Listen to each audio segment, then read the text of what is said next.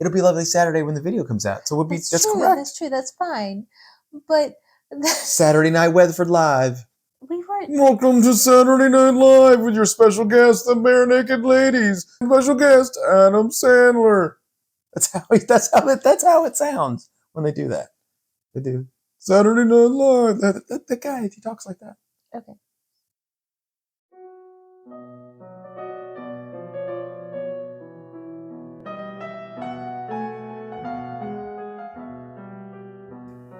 Welcome to Weatherford Daze. This is Jason and Rachel, and we're here to spend time with you again on Saturday.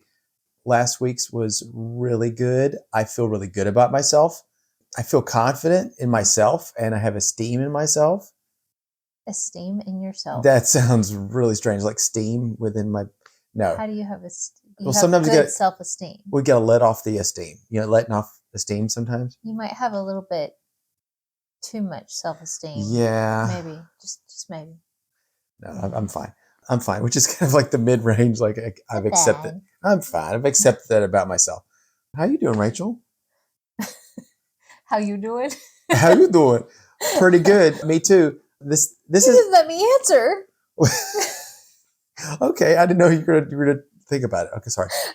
You can't just throw out an unexpected question like "How you doing?" Okay. and then not give me time to think about how I'm actually doing. And I'm not going to say it like Joey from Friends. I'm going to say it like you Jason. Did. You already did. I already did that. Has sailed. But we're calling the ship back to port. Rachel, how are you doing? Well, I could just say I'm fine, but then that whole thing of me having to think about it would be like completely ridiculous, wouldn't it? Yeah, it would. I am actually... I'm good. I'm a little bit tired. Yeah, same. However, according to my parents, I can't say I'm good. I have to say I'm doing well. Because good would be like inferring that I'm like morally good. And that's not the question. That sounds like somebody who's kind of stuck on grammar sometimes a little bit. My mother is a teacher. Oh. That makes sense. And then, but you are too. You are too, though. I know. But my mother is an old school teacher, and I'm a homeschool. No, she was a homeschool teacher too. Yeah, but you're a new school. However, you're kind of like, I'm cool with it. I'm like with the lingo. That's the correct way of doing things. It is the correct way, but I have fun with still. I'm hip. I'm cool. I'm down with the kids. Yeah, remember there was the cringe boomer alert last time. I'll bring that out again. No, look, I represent that too. With my Riz. I'm from Ohio. I'm not even going to say any more of the stuff. We both either need some sleep or some caffeine or something, I feel like. I'm a little bit caffeinated right now. I'm good. So, I'm not. Oh no. Okay. Osmosis. Is that how that works? It doesn't. Actually, I feel myself just falling asleep right now. Okay. It's like... Here, hook arms. Here you go. There, wait. I'll keep you from... Just keep it tight now. I'll make sure you don't fall down. So it's not a thing. Yeah, but it feels really nice though. Let's move on. All right. Enough with the blathering. Banter. It's called banter. Bantering? Blathering? What's the difference? One sounds bad and one sounds like something they do in one of those Cary Grant movies or something like that. Got that nice banter going on. Banter. Chit chat. Blathering. Chit chat. Okay. That's all good. So, discussion topic tonight. You don't know what we're talking about. Once again, I've done this to him where I've said, I want to do a topic and completely surprise you with it. Won't that be fun? And he agrees because he loves me so much. And then he tells me that actually gives me extreme anxiety to do this. And I'm going... Pretty much all that we do is just off the cuff anyway. We're not like rehearsing any of this. No, we're not. The Lord is with me. I shall not fear. So, and I told you, we should do this more often. You should surprise me some, and we'll just do a whole playlist of it. It'll be great. That is, if we can. I honestly, for me, what I'd probably do is pick 3 topics, put them in a hat, or do a randomizer and pick one.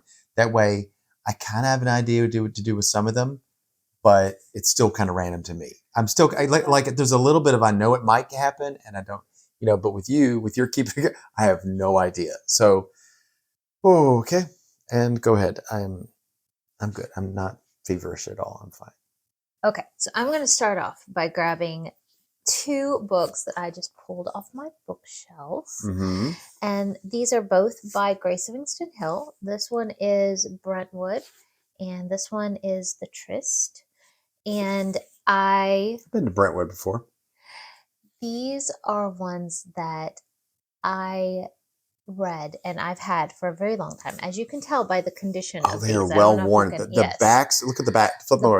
The backs have worn off. They're gone. They're like the pulp novels I used to have from Conan. These Conan were used when I got them and have just become more used. I've read them several times. I got them. Be careful. Probably before I was a teenager, so like early adolescent. These are more than 25 years old. Would you say? Oh, they're probably more than 30 years old. Wow. Well, I've owned them more than 30 years, and they were, like I said, they were old when I got them. So the pages aren't yellowed quite. Yeah. What I like. They are at the edges. I like looking at old books. They're yellowed. They're torn. Mm-hmm. They look a certain way. This There's that kind of beige. Copyright 1937. Wow. Mm-hmm. Wow, Grace. Yeah. So these are quite old, and I love them. And like I said, I went through Grace Livingston Hill. I think I've talked about her before briefly on another episode. Did you talk about her during the other episode, which was you surprised me? It was the love episode. Oh, I don't remember. Did you talk about it? It was like in the introduction. Maybe in the unsung. It may have been the one. It was one of those. Yeah. Yeah. But she's one of those that she's written over 100 books. She was I believe, a Presbyterian minister's wife. Yeah. And she, in every one of her books, she always, she very heavy on scriptures. But one of the things, very clean. Oh yeah, but one of the things that I love about it is that because she was writing in the early 1900s, you got, when you read her books, you feel like you're just like you stepped back in time. And that was kind of what I wanted to talk about and emphasize today, is actually just snapshots in time. That's one of the things I love about books, is it, especially that historical fiction, is that you really get these pictures of what the world used to be like. And specifically when you're actually hearing from an author that's from that time period. So, Leia and I were talking earlier today about Pride and Prejudice and how you really see what the world was like when she was writing. Because you get a lot of people, authors today, that are writing historical books that are what they think the world was like back in that time period. But they're guessing. They're giving really educated guesses. Yeah. I mean, and some people are more educated than others. Some people just don't really care about whether they're truly being authentic, or whether, a lot of people kind of have an agenda that they're trying to push. So they'll like exaggerate some things historically, or like the Bridgerton TV show just goes, we don't care. Just do it. Yeah. Do whatever you want. You have, and a lot of TV shows actually lately care more about sending a message than they do about actually being historically accurate. And Peaky Blinders was close. Peaky Blinders was set during the 1920s, Birmingham, England. It had like gangsters and stuff like that. It was close, but it's only close because it feels authentic. And I didn't really look up anything to see if that was anything true. It's based on some real life people, but I don't know if it's really real. But there's a feel to it. I guess if it doesn't feel shiny and it feels gritty, then we get tricked into thinking it's real. You get really truly It starts off Patricia Merrill, richly clad in duvetine, gray duvetine. Who'd ever heard of that? With moleskin trimmings, soft shod and gray suede boots, came slowly down the stairs from the third story, fastening her glove as she went. The top button was refractory, and she paused in the middle of the stairs. Like that's not the way that people write today. I've got a duvetine Just from the jacket just first. upstairs. I mean, wait, Oh, do you? Do don't you you? all have duvetine? Trimmed in moleskin. No. It's got peacock Gray feathers. suede boots. I mean, we still have some suede sometimes, but Well, it's not it's very. probably poly Yeah. blend. It's not even. It's made in a lab. Because they can't do the real thing anymore because of different reasons. But But I yeah, just love, you really do feel like you know what the world was like back then because she's writing from that time and she's describing the world that she sees. It's really, truly, you have an understanding because you're reading a book by a writer who's actually living in that time period and you get to see what the world was like then. And, a lot of times you hear even history books that are written for modern understanding. They're not really, you don't get to sink in and see what the world was like. You're hearing the descriptions of the facts as they happen, but you don't get to feel the world like you do in a fictional book. I love it. That's one of my favorite things. We've talked about space and about sci-fi and all of the fantasy world and stuff, but haven't really discussed history and how books take us back. So I thought that would be fun. you talked about we don't really know what it was like. But I don't know if you've seen these, but these are really fascinating. You should see that. Sometimes we can use AI to do something silly like make cats doing a dance, or babies or babies doing podcast, podcast babies. No, and that's cute.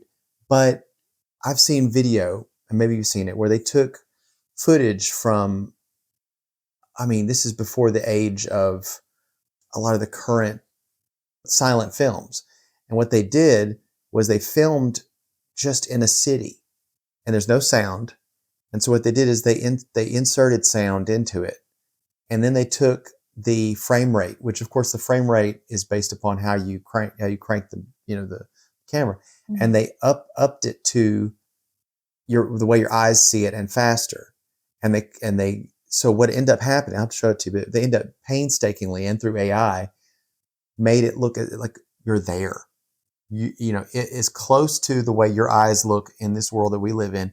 You're there in the 1900s and you're seeing people just walking along and it feels like stepping into it. And then your brain goes, and your brain feels it's wrong.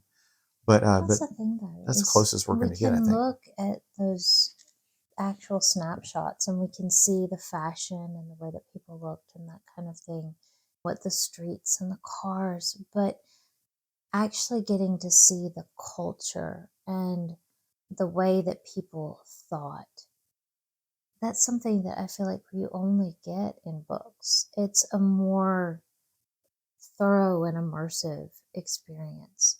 And I like that we can put that together with pictures. I love that we have that preserved in the books and stuff. It's something that, wouldn't it be cool if you could go to ancient history and actually have the kind of the fiction that gives us really the feel for what life was like in ancient Egypt or Well, the thing is, the fiction that was written during those times, this was before the age of entertainment for the masses.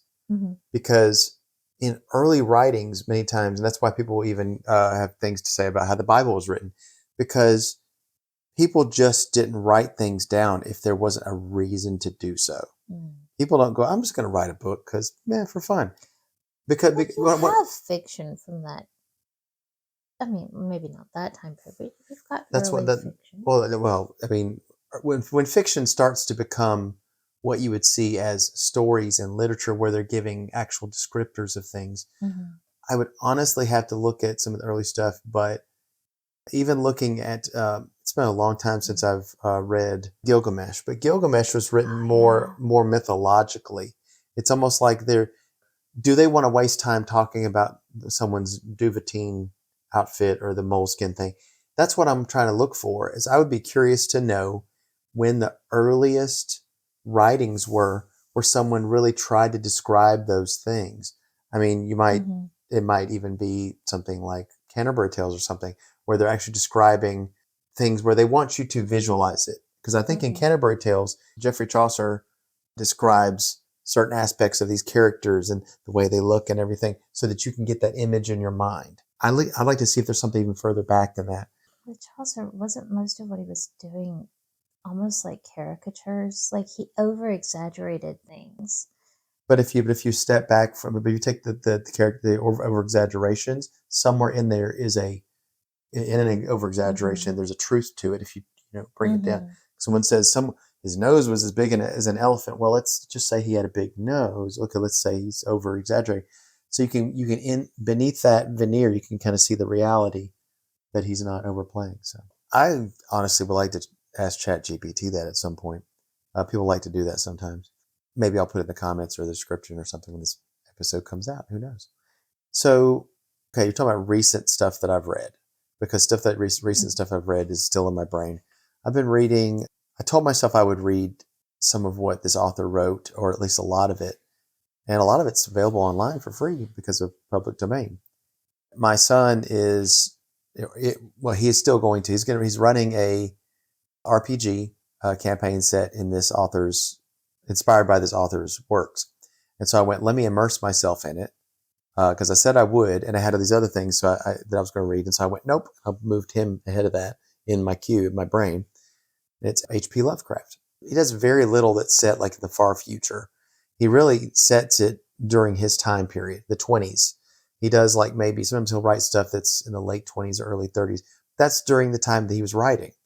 So he might write something earlier. And I was also thinking, well, that you get an idea of what was going on, because he says things like torches, like a flashlight. He uses the word torch. Was Um, he English? Because they nope, still that's call them New torches. England. So Oh, I'll bet you okay. that you're right. It was in New England. It was in New England, and that is a very English thing to call those things. We watch So Doctor Who. apparently So Americans used to call them I torches. think so in certain places. Maybe it was just some leftover from being.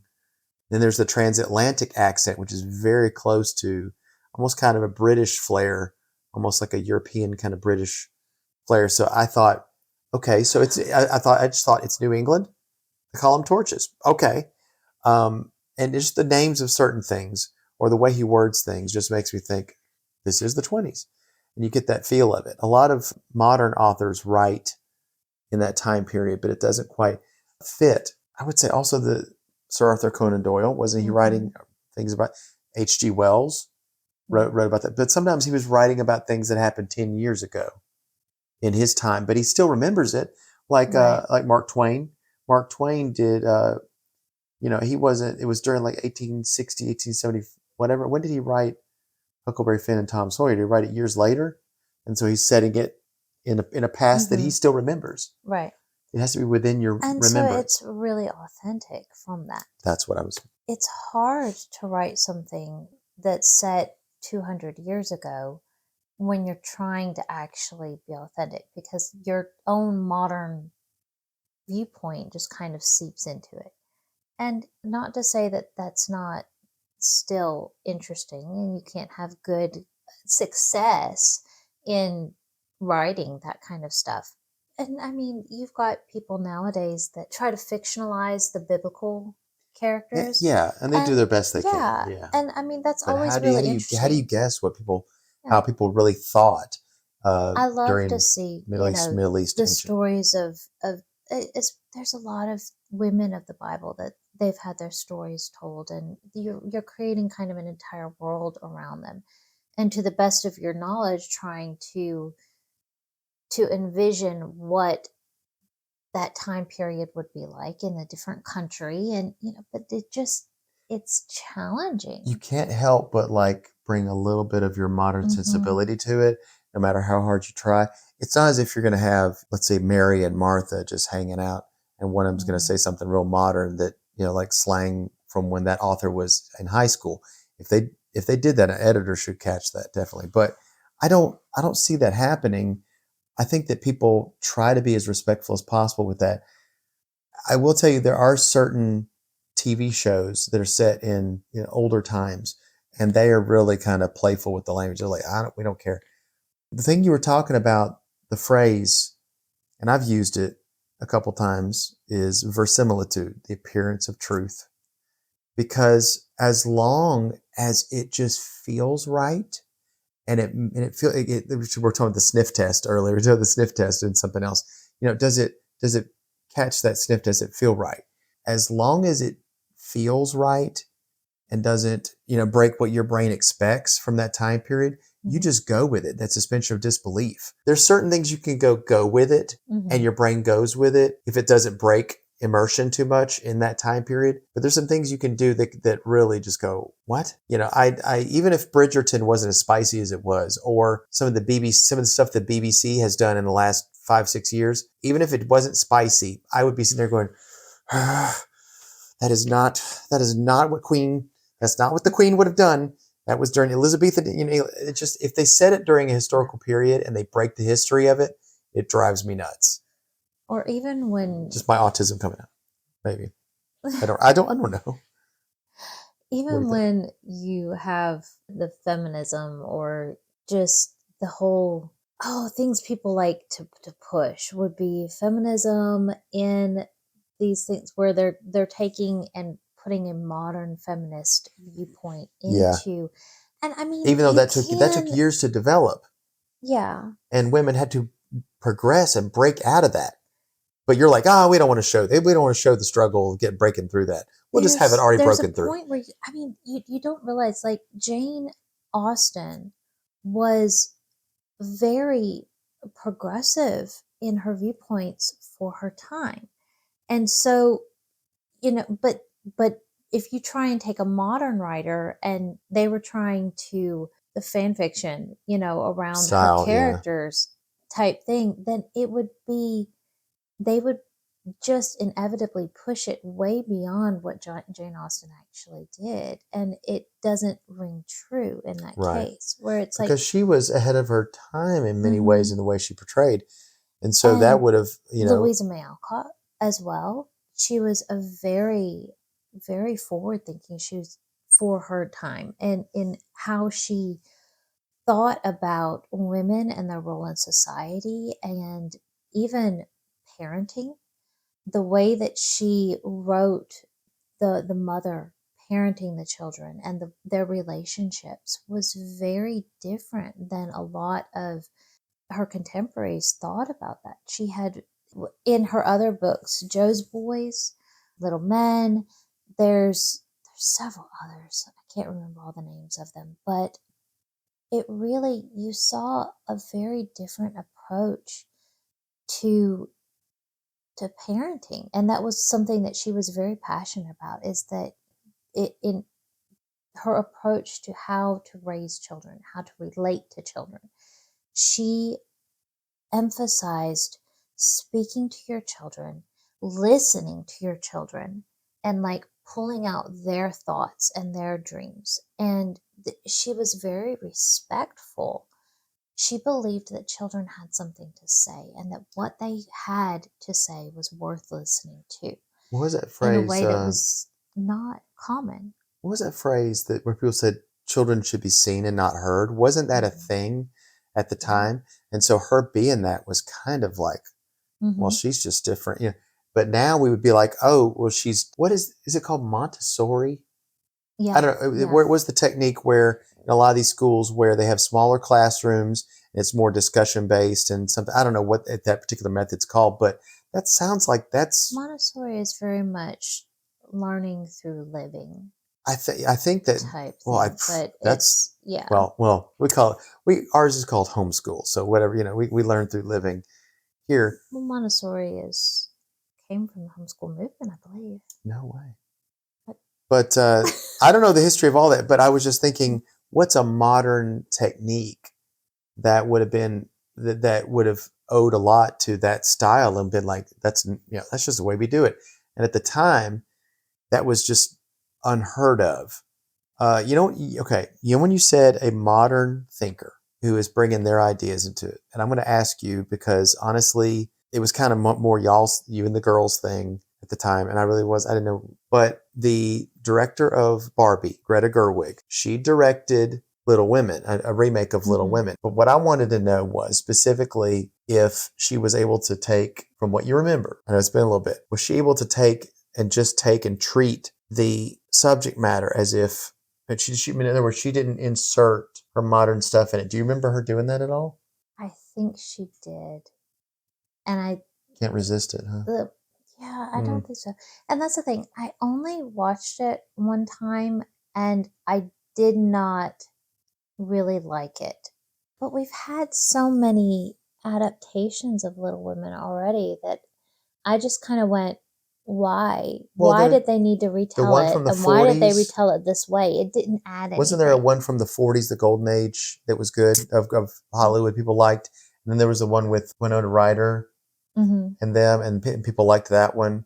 They had the young Yeah. Jared Leto in And it, I I mean, think. the one with Winona Ryder is already, I feel like it embodied how forward thinking and Louisa May Alcott actually was. But not to push it so much that it becomes not authentic. And I think that that's with the newest You one. have to fight, be respectful of the author, Right. please. I think Yeah. that she took it so far into the modern feminist viewpoint that she lost the heart of what the older feminist movement was. And Everybody has it to just pushes it update too far. things. It's like Yeah. there's so far where you can go with it, where it's good, where it's actually life bringing, and then you take it and push it too far, and it kind of sours. Well, we know that people can take and try to not set something in a modern period. That's a different style of doing things, where they take something like Pride and Prejudice and was it Bride and Prejudice that was set in India, modern India, and it was more like a Bollywood musical. That sounds Bollywood. Have you not heard of that? It's called Bride and Prejudice, and it's like a Bollywood musical, and they're like doing all this kind of, the dances was crazy good, and the music was great, but I don't know. I have to find that and see if you like that. Anyway, did we watch it? I don't know if you did. Maybe you did. But anyway, back to this. We have seen recently a attempt to remake and update with some modern sensibilities a movie that came out in the 30s. And weirdly, it failed. And I think you know what it is. What, you want to guess? I gave you a clue. Yeah, Snow White. Yes, Snow White. It failed so hard. And people were, and most people were thinking like, yeah, of course it did. But take the movie as it is, and not necessarily all the stuff surrounding it. And people did, and they still said it was boring and all this kind of stuff. But you're taking a character that from my thought was never this powerful leader or girl boss, and then you make her that way. You can do whatever you want with a story. There's no story police. But how the audience responds to it, if it hits people the wrong way, then you've got to realize I'm not respecting the original material. Well, and you're not seeing that. It's kind of one of those things that it's throwing out the baby with the bathwater, I feel like. How so?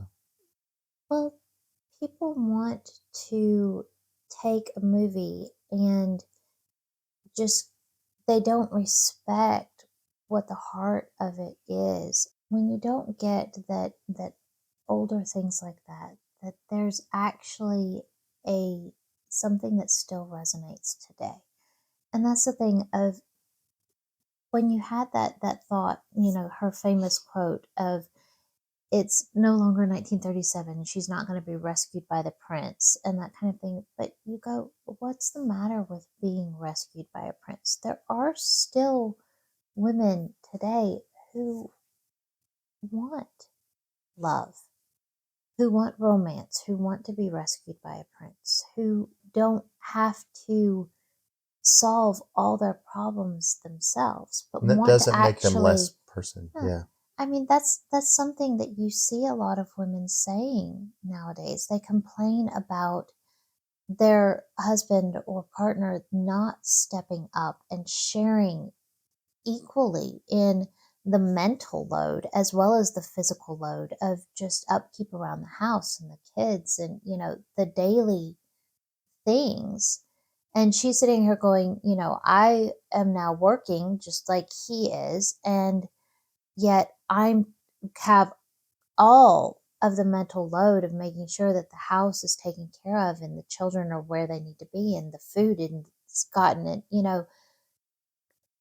He's willing to do the things that I tell him to do, but he doesn't help to plan. He doesn't help. And there's a lot of complaint around that of just going, I feel like it's kind of, it's just the natural progression of when you say, well, I want to be equal with you in all things, but I actually don't rescue me and don't do this and don't do this. I feel like guys just went, there's nothing we can do. We'll put our hands up and we'll only do what we're told to do, because if we try and take anything on ourselves, then we're going to be told that we're wrong. And, and That I could see that resonating with a lot of guys. I watch a lot of videos and see a lot of, guys and girls and gals talking about relationships, and that does sound, at least that sounds from their it's like portrayals. I don't know if if that you reflects have reality, but a princess that's like, I don't need to be rescued and I can rescue myself, and she's going, because this is empowering to me, well, then where does that leave the prince? He's going, well, I'm here if you need me, but I don't want to step in and like steal your thunder because I know you can do this on your own. So, like, but is he going to always, like, is he going to actually be scared to step in? That she's going to bite his head off rather than can you be not tell grateful? an original story and call it whatever you want? One of the problems with remakes is you have, and this is something that George Lucas talked about, is it's amazing that Star Wars even got made, but because he said he would sit down and try to describe people what this stuff was, and they'd look at him like, robots? What? But he had a guy paint, I think his name is McQuarrie. He painted, pictures of what would look like early versions of C-3PO and all that. He showed them these paintings, and they go, "Oh, okay, yeah, we'll fund your movie," because producers, according to him, didn't have imagination. They are numbers people, numbers, business, business. Like from Lego Movie. And here's the thing: if you came up and said, "There's a story we're writing called Princess Girl Boss," I mean that's a terrible. Okay, don't at me, don't at me. Okay, let's It's a just Barbie movie. no, let's just call it that. And they go, "I don't know if we want to. You got any good stars yet? No, we haven't signed anybody yet to this. Okay, what about this other thing? It's it's a remake of Snow White. Oh. We already know Snow White is a recognizable intellectual property or IP. We already know that it didn't it win some Academy Awards or Oscars or nominated back in the 30s or something. It was one of the first full length animated things. We got the anniversary coming up. Let's take advantage of that. Let's get some people that young people recognize in it. But we can't do that because that's a little too back in the day. Oh, let's update that, modernize it. Oh, they don't like it that we modernize it. Okay, let's throw some CGI dwarfs on top of it, and it looks monstrous. Here's the thing: is they don't take chances. These people do not take risks because they have seen movies tank and lose them billions of dollars. And so what they do is they take something that was good and that stood the test of time, that didn't shy away from those old-fashioned values. That really, was there anything wrong with it? Is there anything really wrong with a lot of those old-fashioned values? There are some that, yeah, I'm sorry. Random thought. yeah, I I love feel those. I feel like movie producers or writers are just in kind of a lose-lose situation right now. Just because so many more people want to, like, it used to be you could just produce something and people didn't overthink it and fight and talk about it and analyze it and pull it to pieces like they do now. Post internet. Yeah, now it's like you can't just Every go and trailer is enjoy just it and have your own thoughts about it. You're going to go even before you enjoy it and see what like millions of other people are fighting about and then decide where you land on it before you even go see the movie. there's a lot of intellectual bankruptcy. And And yeah, and I mean, you look at what happened with War of the Rohirrim. okay, which I haven't watched yet. You guys have said that I Yeah. need to watch it. Like, War of the Rohirrim is one of those that you've got a huge fan base. They had already seen with Rings of Power that kind of didn't do really great. So It did get a lot of they're talk trying, on the internet, which yeah, it they got a lot of which they talk. judge as engagement, and you know, Yeah, but you had a lot of it. There was a lot of controversy surrounding that. And right. then again, you've got War of the Rohirrim, and it's like you think, oh, this movie is actually doing what a lot of the fans said to do, which is tell an original story rather than try to retell something. You know, with Rings of Power, they're taking already established characters that people know and love, and they're trying to tell the beginning story of them, and they're not doing the greatest job with their characters. That was one of the things that fans didn't like. So they're doing what fans were saying to do, which was tell an original story, but then nobody went to see it. And the people that did see it, again, just squabbled about it. You have like Over little things. a handful of people that were like, oh, yeah, it was great. I enjoyed it. But most people just wanted to pick it apart and to. It's almost like it's showing your superiority if you can come in and criticize it. It's like, oh, I'm a super fan, so I'm you're going to carrying the tear down. torch. You're carrying Tolkien's torch, and I'm the only defense that J.R.R. Tolkien has against this abomination. That But you hear all the time people saying, tell an original story. Peter Jackson was connected. But then when they tell an original they were story, like, oh, it's got to be great. People don't go to see it or people don't like it. And it's like, well, can you even write a movie nowadays and have people go and see it and actually like it? But like, there's some that you can do. Like, there was one that just came out, the Minecraft movie, right? Minecraft movie did good. And people really enjoyed it, but I'm sure you still Define really enjoy that, it. Define really enjoy it, because have you okay, have you heard this Minecraft movie? There are certain scenes with these meme-tastic little parts. This is the infamous chicken. This is Chicken Jockey Gate. There's a scene where it's okay. I'll keep laughing. I'll keep saying. okay. Jack Black says he calls it. It says Chicken Jockey, and everyone loses their mind. They threw popcorn. People have brought live chickens. People have brought live chickens in, and some people even shot off fireworks. The movie theater people. This is when you put somebody else above yourself and say they do really good work. They help clean this place up. They're not paid enough, but they do good work for what they're doing. I appreciate what they do. It's a thankless job. They have to clean up after us. And I'm sure they have to pick up gum and things like that. I know I sound like an old man, but look, I know what it's like to clean up after people sometimes in life. I've done it before, at least once or twice, right? So, but doing it after people that just don't care, and then they think I paid my $8, I can trash the place and get out and film myself doing it and get some likes and subscribes or whatever, or get my followers all a tizzy over it. But the thing is, though, the movie theaters are having some big problems right now because they're begging people to come back after COVID and after the streaming movie wars that happened in 2019, 2020. And they're begging people to come back. And they're putting this stuff out that's like, it's drivel, CGI nonsense. And the real creative stuff is getting lost in the shuffle. And it just goes, nobody sees it. It goes straight to streaming. Then nobody watches it. And these are little hidden gems out there. But I think we're seeing some of that stuff in the literary world too, with a lot of drivel. But there's a lot of good stuff out there, but people are genuinely talking about the good stuff. And I want that to keep happening. I guess to summarize all that, it's like there is good stuff that's actually being produced, but it's a challenging time in history with how much people are on the internet and talking and enjoying just kind of breaking stuff down. And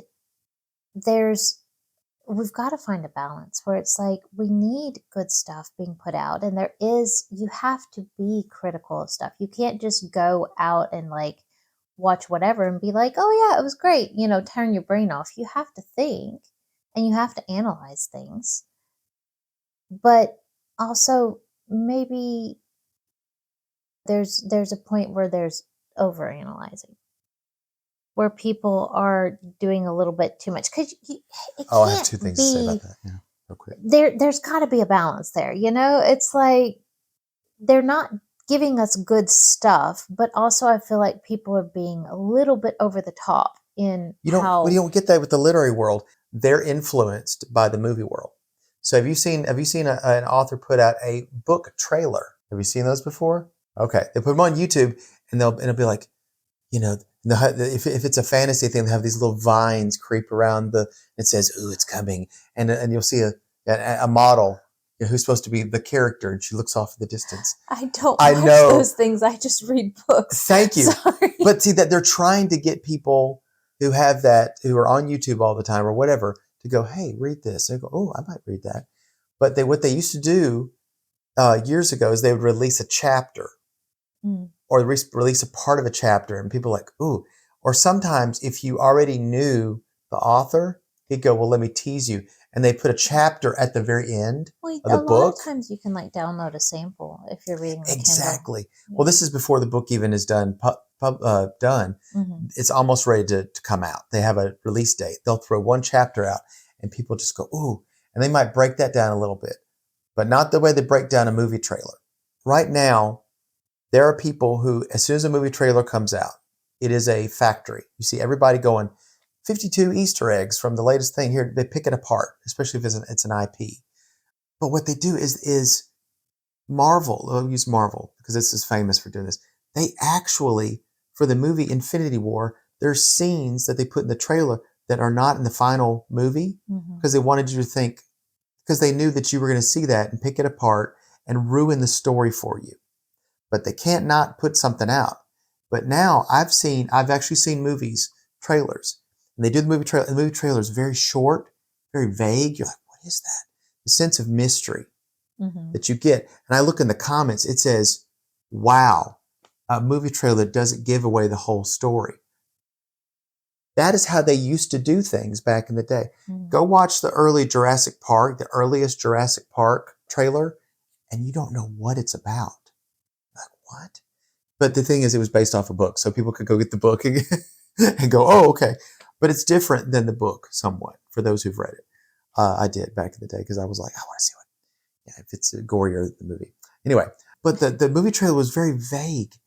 And, you can't do that anymore. You have to not leave any question of what this movie's about.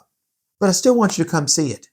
So you don't have that problem, I think, with books, because they'll put out a sample chapter. They didn't put out a sample chapter, and they put out, the chapter in the middle and the chapter at the end. Yeah. That would be terrible. But they do that all the time with movies, and they still expect you to come see them. But the thing is, though, that maybe depends on what demographic they're going for. But I know we've talked about a lot of stuff. Yeah, I don't know what the solution is. I know that one thing that would be really nice from my perspective is if just the world in general, but specifically the people that were creating our entertainment, were more respectful of traditional values, because there's still a huge amount of people in our country that want that are just tired of the trash that's being put out for our consumption, or like, we want something that represents us and our values. It's a good summary of the whole thing. Yeah, and that would be really nice. Are there some elements of the past that we could leave behind? Because whenever somebody says, bring back traditional values, and someone will always mention, oh, you mean the time frame when they did this, and insert name of horrible thing we did to other people there, or the way we treated others, or that we put women down, or whatever, or our education system was bad. Honestly, though, but I feel like cannot take the good and leave the bad? You know, And, learn from the, and I guess it's you know, something that books do. I feel like you get people that are all the time coming up with new books, stories, and stuff that are really weaving these tales in a very masterful way. But they're giving us good entertainment, clean stories, good values. It's like it is possible. We just need the movie tellers to catch up to what our fiction writers are doing. And we'd have some incredible movies coming out. But yeah, then too, it's like they're if not they're as good going as to the actually books. do based off of the books, they They're either never as need good to as the write books. it made for a movie, Right. but done in a good, wholesome way, or they need to adapt a book to a movie where they're actually doing it correctly. This is one of the Just do it first right. one of the first earliest conversations that me and my wife had were about movie book to movie adaptations. I don't think our disagreements are We were that. getting together right when they were doing the Lord of the Rings, weren't we? Yes, I was not married with Yeah. you at the time. I went and saw Return of the King in theaters, I think, and I sat through the whole thing. And I never got up to use the restroom once. Congratulations. Good, because it was 3 hours long. I should get an award for that. But it was so good. I didn't want to. Okay, the movie I saw was so good. I wasn't reading a book. I was taking it as a movie. And I saw Return of the King and I hated it. And I went, this is the worst one yet. It's awful. You know what? They destroyed Faramir Faramir, and they destroyed Aragorn. Aragorn. They destroyed Eowyn's story. They messed it up so bad. But the worst tragedy was what they did to Faramir. And we've talked about this before. But That, you know what that means? That means that the one about the masculine characters is going to be our connected. So up in here, you're going to see the little square. Click on it's going to be the one of the masculine characters because you talked about Faramir. That's what's going to make me think of that. Okay. If you and your relationship, if you have a disagreement with your significant other, wife, love, lady love that you love forever, and you're going to grow old with her and have even whiter hair, if you want to stay married, let the minor things be minor and realize that something like you kind of liking the Lord of the Rings movies, even though, your wife has some really good points, it still doesn't make you, hate those movies. She can feel that way and be right. And I can like those movies from a cinematic point of view and, from the way those movies make me feel from a, Well, that's just marriage 101 for what husband or wife. It's like agree to disagree about some things.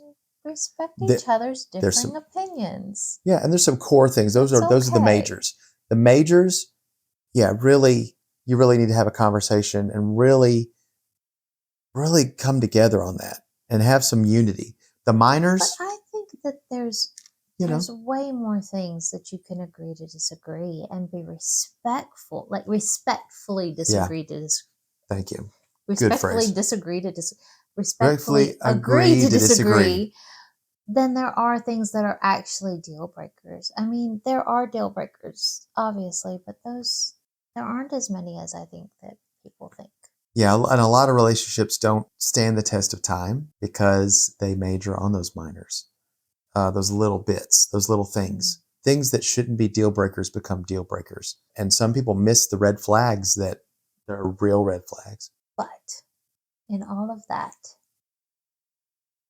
getting back to the original, just thought, read read books that are written by people that lived long ago and discover what life was like. Early 1900s, 1800s, Do a little bit of 1700s. literary time travel. Yeah. Sink in, enjoy it. I will say that you will most likely have your mind opened to a whole new way of living if you've never explored that before. Go in without preconceived notions and judgments. And But yet know you too still that you're have probably going to have to look up words and see what they meant, because you will run into things that you're going, what? That doesn't mean what I think it means. So and what does it mean? what I'm going to do, thank you, Rachel, for telling me that. I think I'm going to keep I don't know if this is a thing but I'm going to, Mr. Editor Jason, this is a message to you later. I'm going to put my hands out here and I want you to put the definition of the word duvetine. Just put it right here in this area with. It's a type of cloth. It's a type of fabric. Well, what type of fabric? Right there. Duvetine. Right there. Yeah. See, you guys learn something every time. You learned about Schadenfreude the last time, and now you learn about duvetine. It's not a drink. That's Ovaltine. Actually, duvetine is used today, nowadays, but it is used as a fire retardant type of fabric they use in like theater and movie productions. Like, is it when they're setting cloth on fire, setting people on fire? Because they want the fire to spread when they're doing effects. I think I actually saw that they used it in one of the first episodes of Star Trek. So fun fact. Are you okay? You're twitching. Oh, I like learning new things about stuff that I'm a nerd about. Okay. Okay. Is it time to tell them goodbye and live long and prosper? Indeed. Wait, can you do it? Can you do it? That? Okay. Live long and prosper. Peace and long life. Goodbye. Goodbye.